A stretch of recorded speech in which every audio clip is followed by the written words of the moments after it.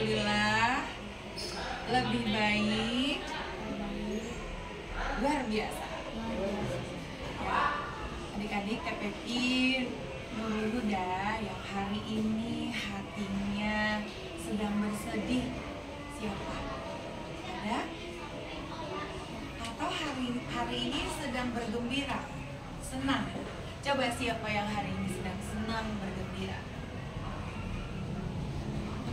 Semuanya senang bergembira.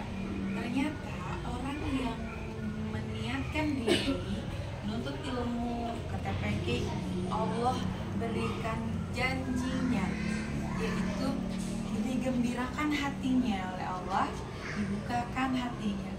Nah, sebelum kita mulai dengar cerita, Umi ada satu doa supaya hati kita lapang, pendengaran kita sehat, mata kita sehat. Siapa di sini yang matanya sudah minus atau rabun atau sudah pakai kacamata? Sehat semua? Nah, kita baca doa yang diajarkan oleh Rasulullah. Kakak pakai kacamata? Yuk, Bismillahirrahmanirrahim. Buka mulutnya. Allahumma afini fi badani. Allahumma afini fi badani. Allahumma afini fi basari. Allahumma afini fi basari. Allahumma afini fi sam'i. Allahumma afini fi sam'i. La ilaha illa anta.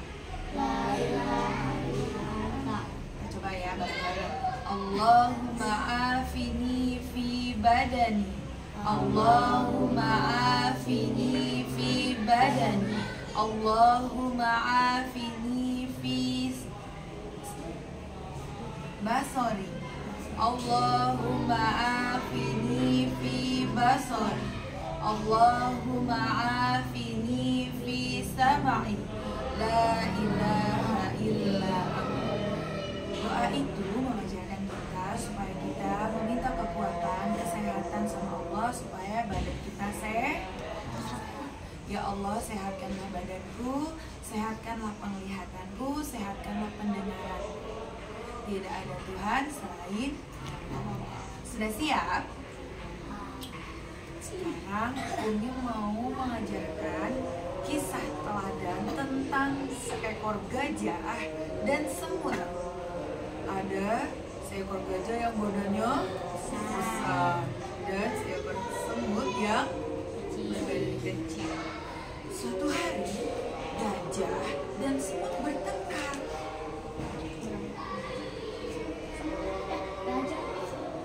Gajah apa semut? Dengerin kisahnya. Ada di dalam surat Al-Fil, kita baca bareng-bareng dulu. A'udzu billahi minas syaitonir rajim. Ayo.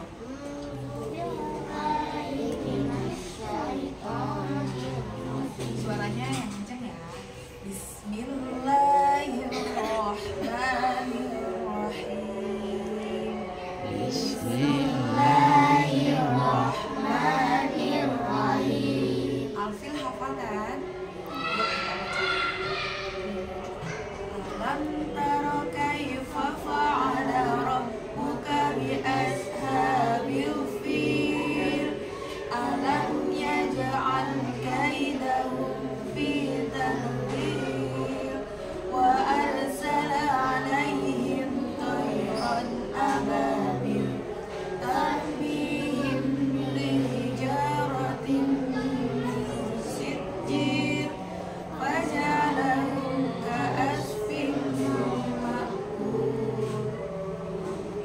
Tentang kisah seekor gajah yang bertengkar dengan seekor semut. Mana jempolnya? Coba lihat. Sembunyiin dulu di belakang.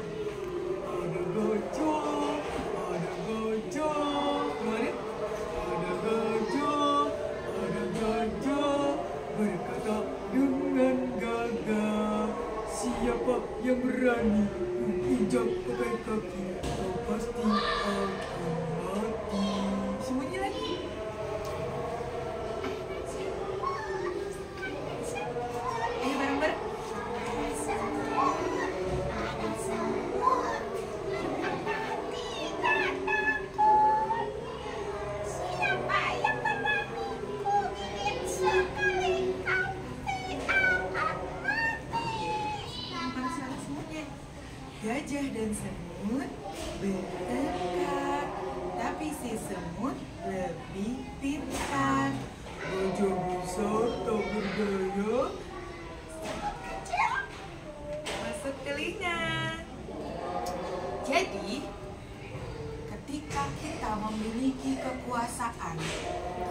kita memiliki badan yang besar, sehat, gagah, berani.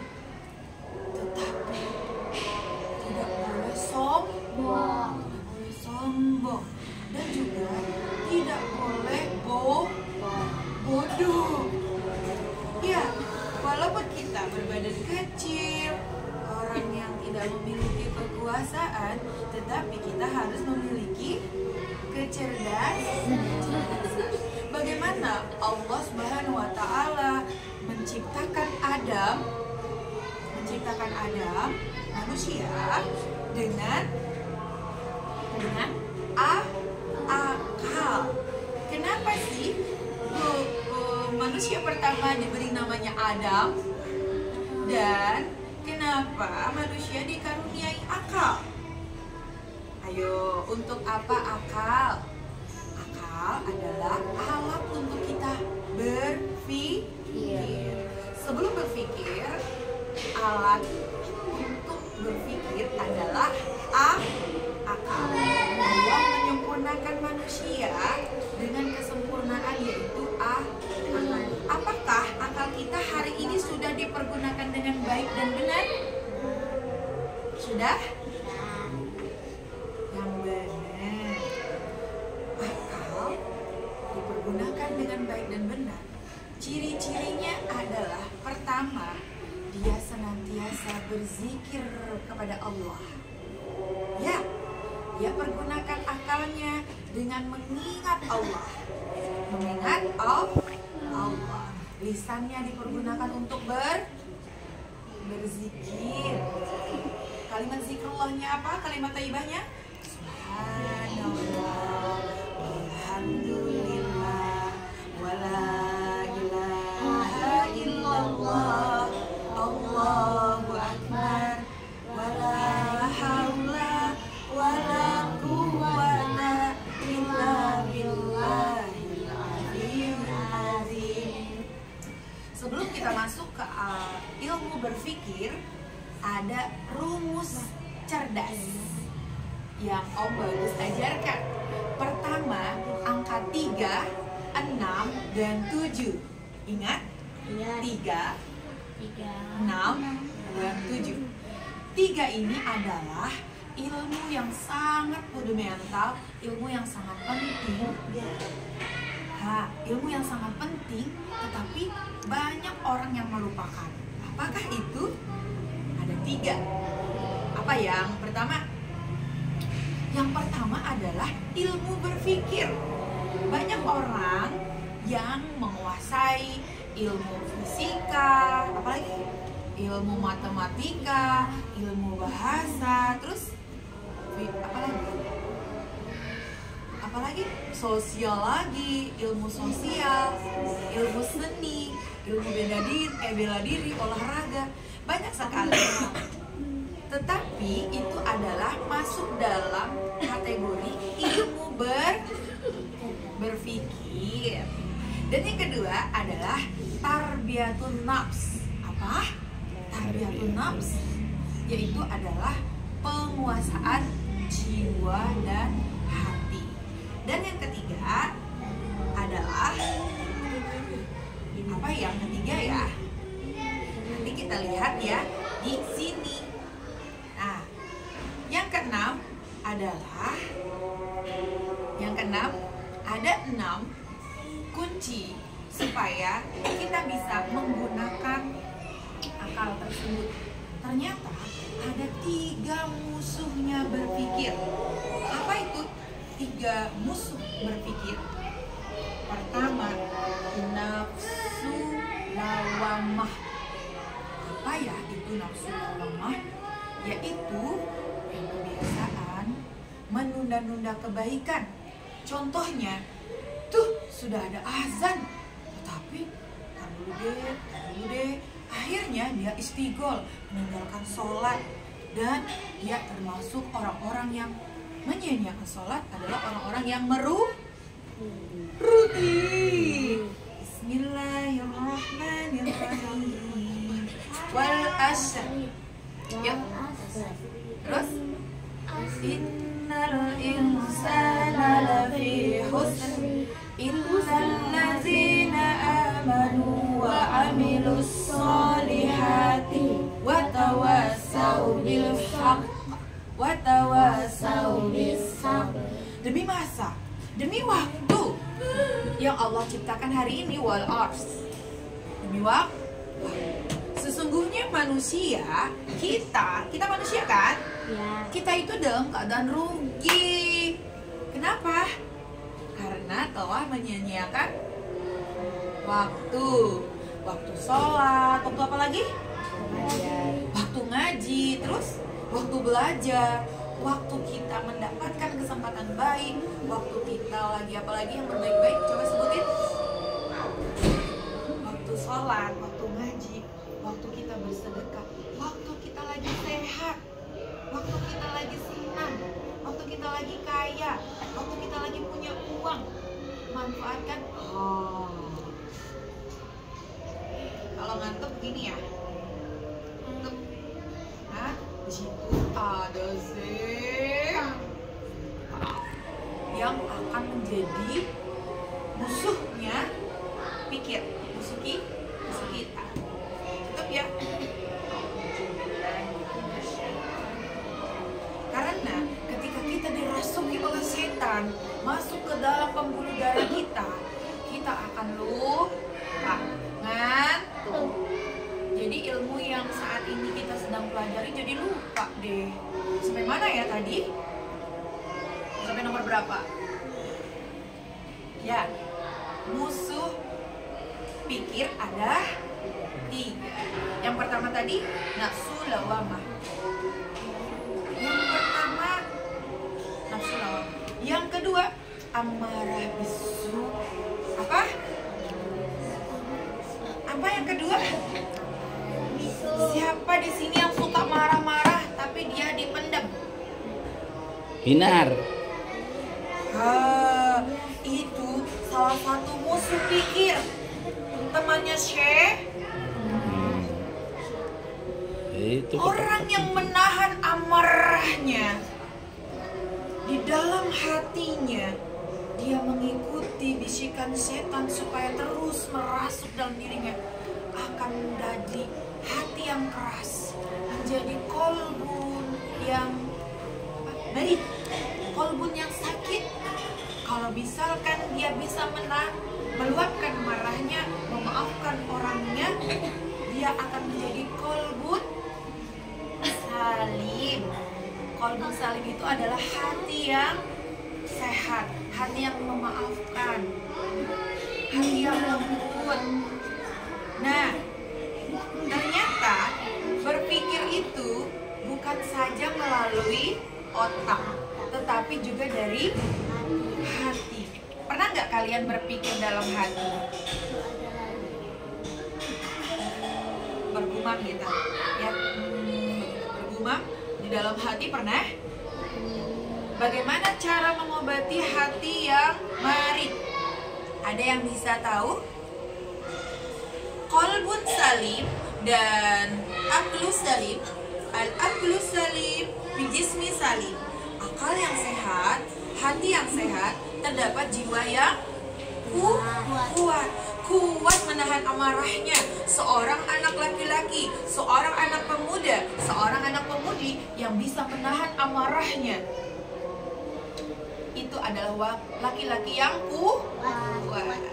Nah, bagaimana cara melembutkan hati? Ciri-ciri kolbun marit.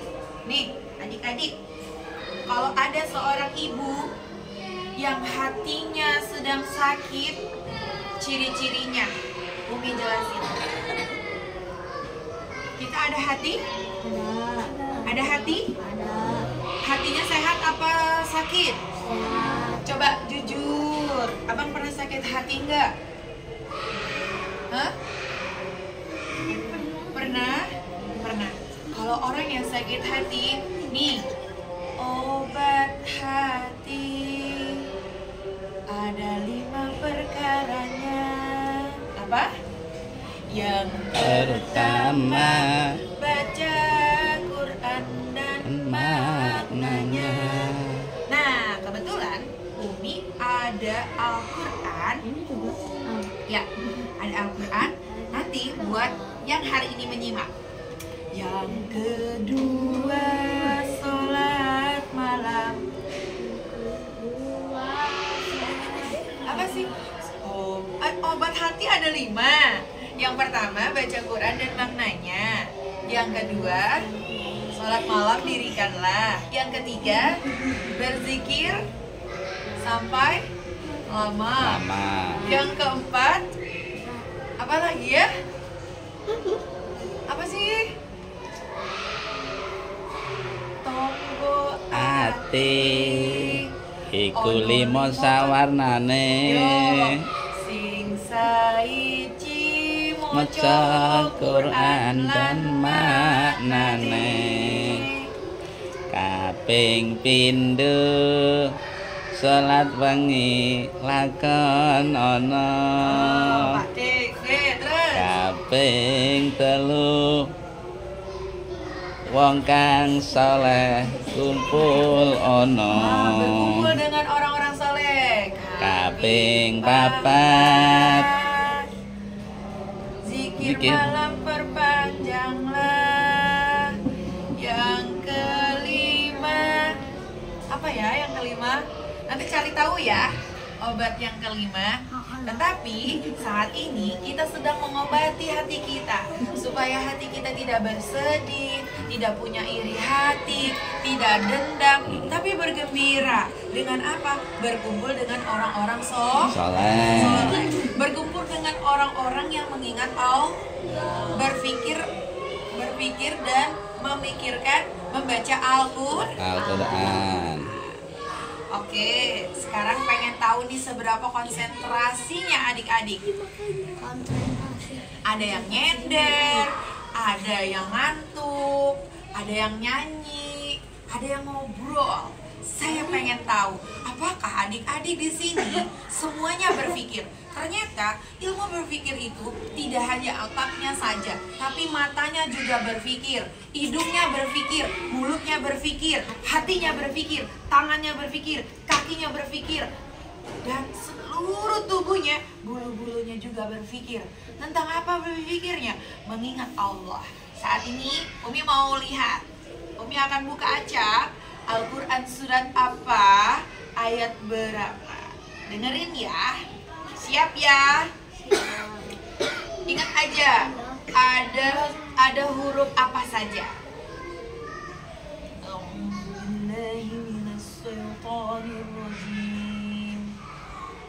Wa idh qulna lil malaikati isjudu li Adama fasajadu illa iblis. Ada yang melihat, ada yang dengar.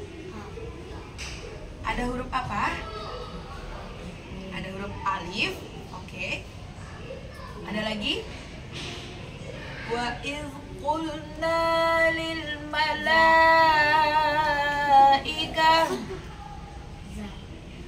Ada yang tahu tentang berpikir surat apa ini?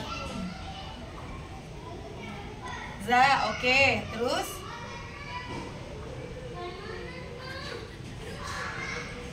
Wah, ternyata ini surat Al-Kahfi. Pernah ngedengar?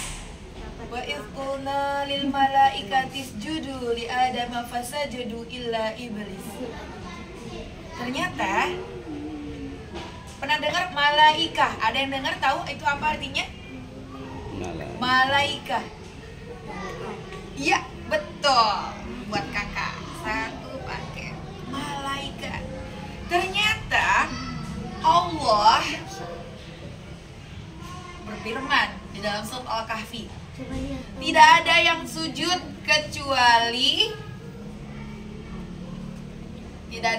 kecuali Allah menciptakan malaikat dan untuk bersujud. Jadi ketika Allah memerintahkan malaikat itu untuk bersujud, ada 2 sifat malaikat. Apa itu? Sami'na wa ata'na. Dia mendengar dan taat.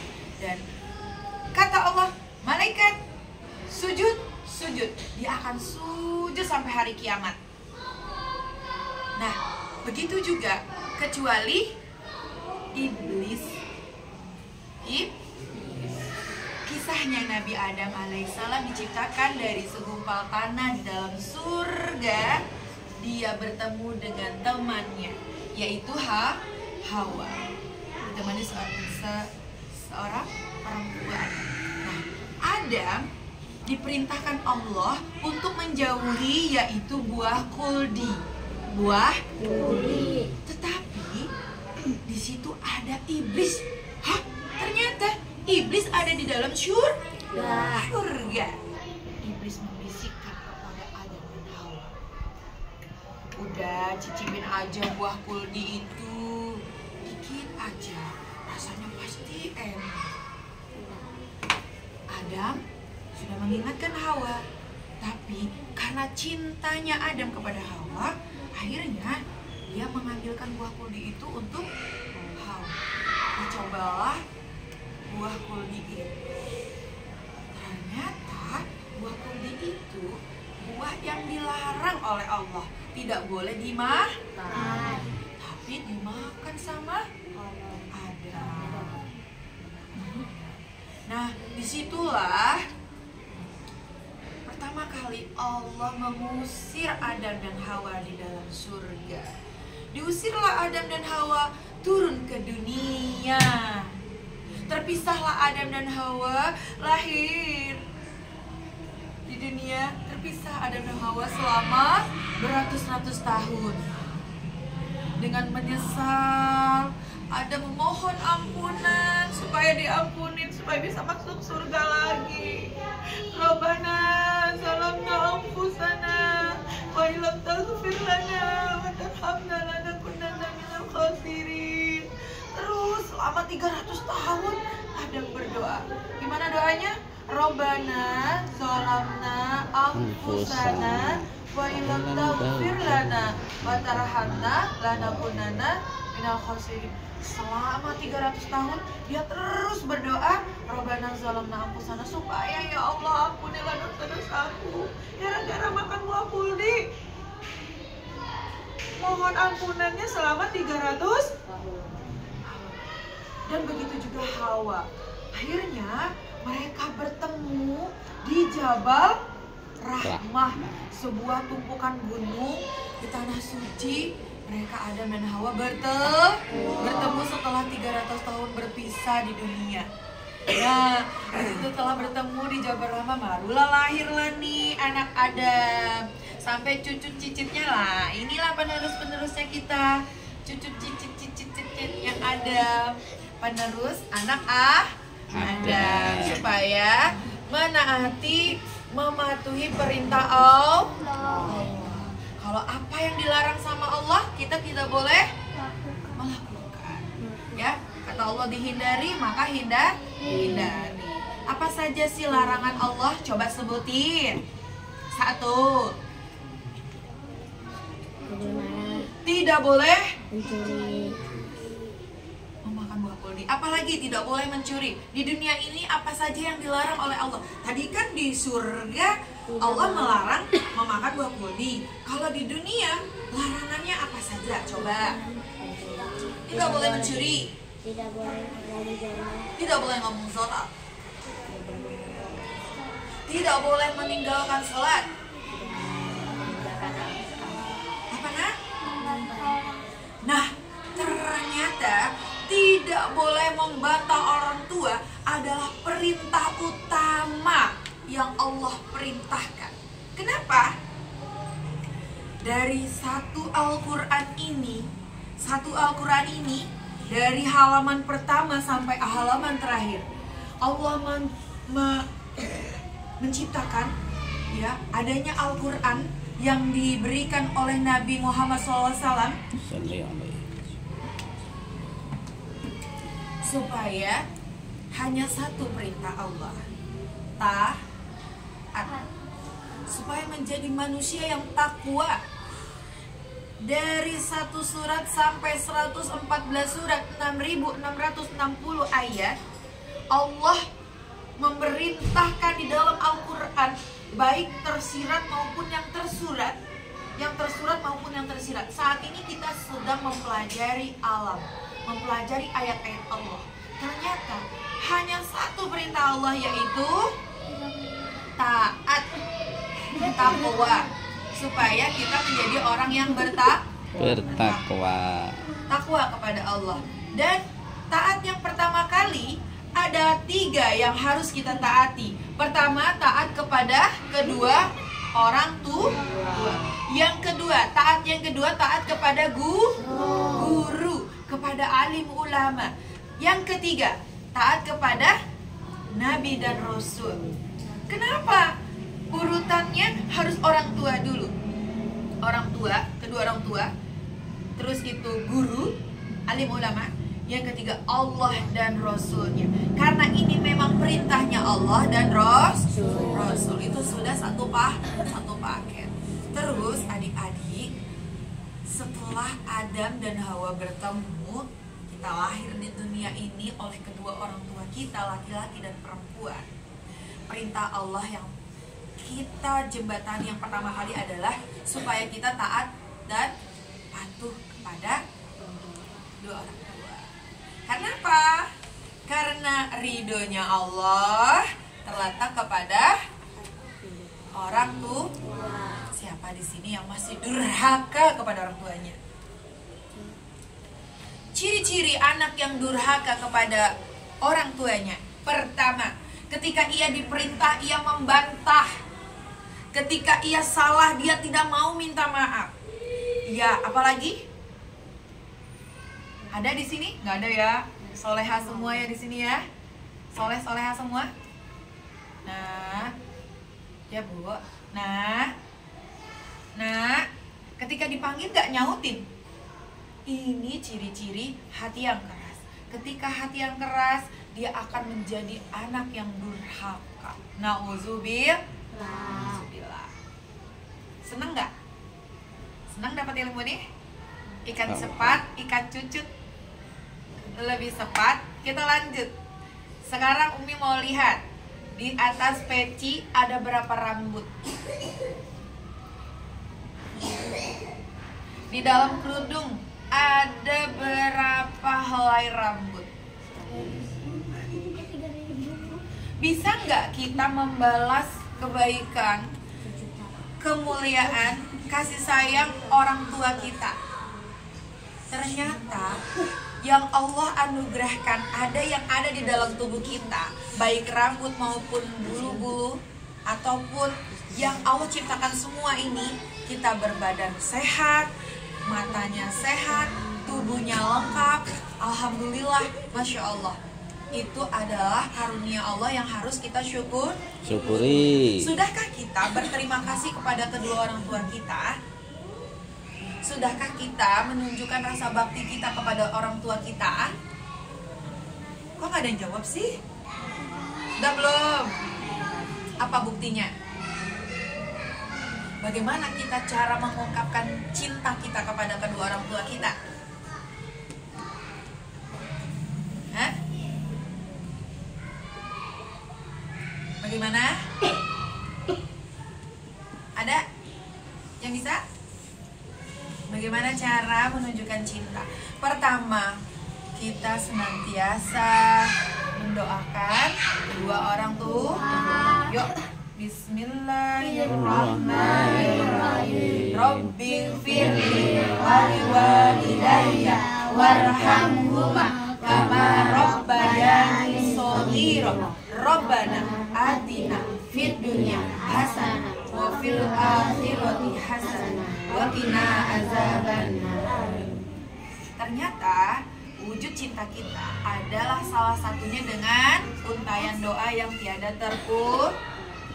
Ketika anak Adam meninggal dunia, maka terputuslah semua amalnya kecuali 3 perkara. Pertama, sodakotun jariyah, sodakoh yang baik. Sodakoh kita, sedekah kita terhadap saudara kita itu akan menolong kita nanti di akhirat, akan menolong kedua orang tua kita. Siapa di sini yang senang bersedekah? Coba mana anaknya? Oh, cakep. Ada lagi?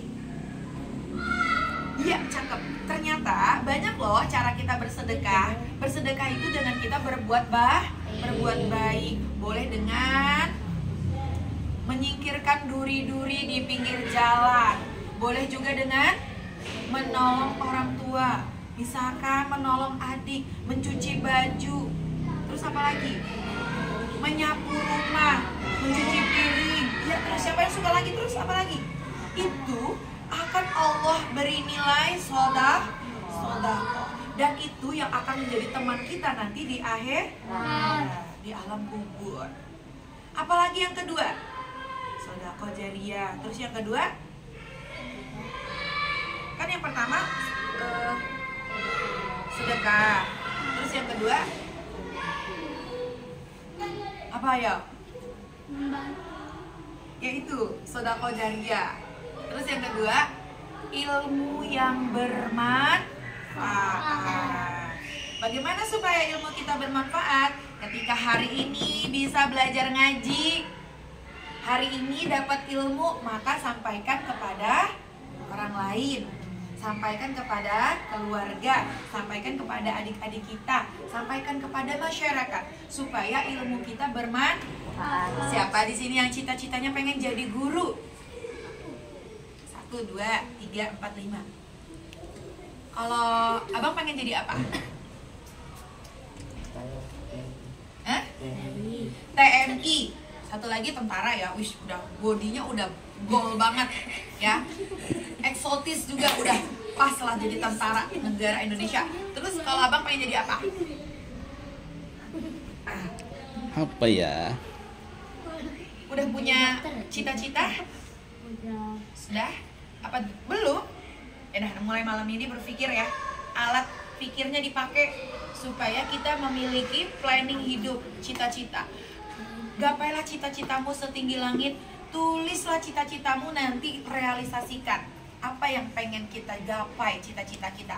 Kita doakan semua ya, Pak Kiai, kita doakan semoga anak-anak di sini bisa menjadi guru, Amin. ya, ustazah, Amin. dan bisa menjadi TNI, calon Amin. TNI. Dan yang belum ketemu cita-citanya, mulai malam hari ini berpikir supaya alat pikirnya dipergunakan dengan baik. Seru nggak belajar berpikir? Seru ya, berpikir. Baru sampai mana ya tadi? Sampai yang Oh, yang ketiga tadi ya. Yang pertama kan tadi sodako jariyah, ilmu yang bermanfaat. Yang ketiga, doa anak yang soleh. Pengen nggak kalau kalian menghayal nih, nanti udah besar, menikah terus punya anak, terus kalian memiliki anak yang soleh dan solehah? Seneng nggak? Yang senantiasa mendoa. Ternyata hidup kita berpikir itu adalah seperti cermin. Seperti cermin. Ngaca dong. Kalau misalkan kamu baik, maka akan menjadi baik. Kalau misalkan kita bercermin, di cermin yang jernih, ya, di cermin yang terang, maka pantulan cahaya cerminnya akan menjadi baik. Ketika kita menjadi seorang anak yang baik, menjadi seorang anak yang soleha, insya Allah semoga kita menjadi memiliki anak yang soleh dan soleha. Amin. Oke, sudah berapa menit Pak De di situ? 34. Wow, kasih tepuk tangan. Tepuk dulu. tangan. Nggak ada yang ngantuk, nggak ada yang tidur, dapat ilmu berpikir, senang hatinya. Coba oke. Karena belum nyampe, akan tadi rumusnya ada 3, 6, dan 7. 3 musuh berpikir dan 3 teman berpikir. Dan juga ada 7 langkah cara berpikir. Nah, insya Allah di minggu depan kalau kita berjumpa lagi, Umi akan berikan tips 7 cara berpikir asik. Ya, oke? Ya, sekarang di sini sampai di sini dulu. Umi akan berikan door prize untuk yang menyimak. Oke, siap? Siap. Ya, oke. Kita tutup dulu ya. Bismillahirrahmanirrahim. Alhamdulillah. Subhanakallahumma wa bihamdika Amin. asyhadu an la ilaha illa anta astaghfiruka wa atubu ilaik. Kita beristighfar 3 kali. Astagfirullahaladzim, astagfirullahaladzim, Astagfirullahaladzim. Terima kasih adik-adik yang sudah menyimak tentang ilmu berpikir. Tetapi ilmu berpikir itu belum selesai. Masih ada 7 cara berpikir asik untuk kita memahami ilmu berpikir. Sampai jumpa di minggu depan ya, insya Allah. Oke, kuisnya adalah sebutkan 3 ilmu fundamental. Kan 3, 6, 7. 3 ilmu fundamental. Kalau nggak tahu, kita ganti soal. Coba sekali lagi. Kalau tidak ada yang tahu, bilang pas ya. Asin atau ganti soal. Sebutkan 3 ilmu fundamental. Kalau nggak tahu, pas atau lanjut? Ada? Ada pas. Ada? Kamu pas? Ayo. Iya pas. Ada? Pas? Pas juga. Pas juga? Oke. Ilmu fundamental adalah ilmu berpikir, tarbiyatun nafs, dan yang ketiga nanti kita akan bongkar di pertemuan berikutnya. Dan kuisnya ganti soal ya, terakhir. Ini boleh dibawa pulang.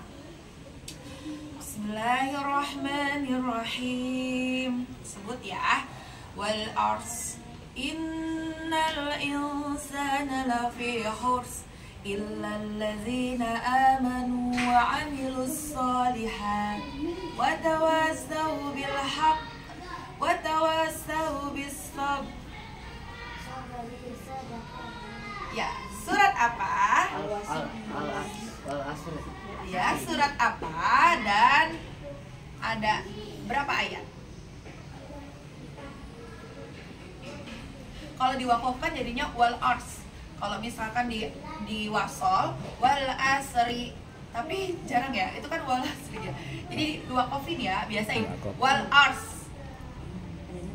Surat apa?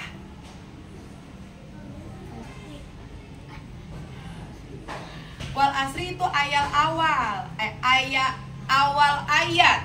Tapi yang ditanya surat apa dan ada berapa ayat. Demi masa, sesungguhnya manusia itu dalam kerugian. Illal ladzina amanu wa amilus solihati wa tawassaw bil haqq wa tawassaw bis sabr. Wal ars innal insana lafi khusr illal ladzina amanu wa amilus solihati wa tawassaw bil haqq wa tawassaw bis sabr. Ada surat apa? Yang ketebak ya? Hah? Surat apa? Lupa ya? Iya, ini ada Al-Quran. Ini ada terjemahannya. Oke, kita tanya satu-satu. Surat apa, ayat berapa? Kalau tidak tahu langsung bilang pas, nanti lempar. Pas. Surat apa? Ada berapa ayat? Lempar. Apa sih? Jujur, masih ingat gak surat apa itu? Wal ars. Surat apa? Hah? Hah? Hah? Iya, surat apa? Hah? Iya, surat apa namanya sayang? Surat Wal Asri. Wal Asri kan itu ayat pertama, awal surat, bukan nama surat. Yang ditanya nama suratnya. Masa kalah yang kecil sore. Ayo. Coba boleh cari. Boleh lihat di Al-Quran, boleh deh. Ya Allah ya Rasul, gampang banget ini.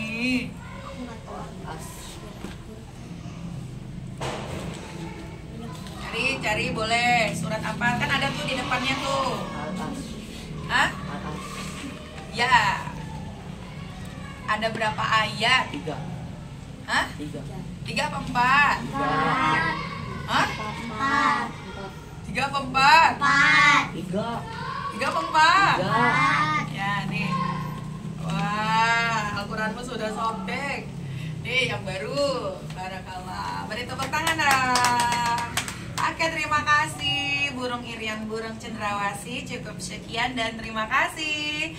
Anak Cina membaca Yasin, dibacanya setengah ayat. Mohon maaf lahir dan batin dari dunia sampai akhirat. Assalamualaikum warahmatullahi wabarakatuh. Waalaikumsalam warahmatullahi